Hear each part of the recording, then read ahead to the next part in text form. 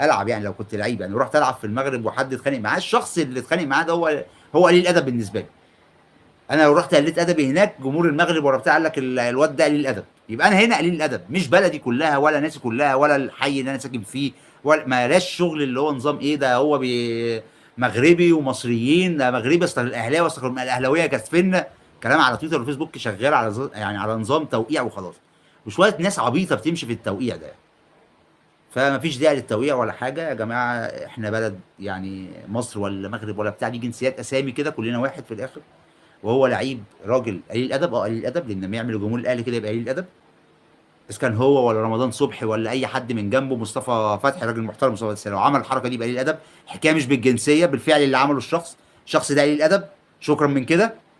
والشحات اللي عمله غلط وقله ادب، ان انت تروح تضربه بالقلم، غلط فيك، شتمك، ما اعرفش ايه الكلام ده كله، اخدت عقوبه.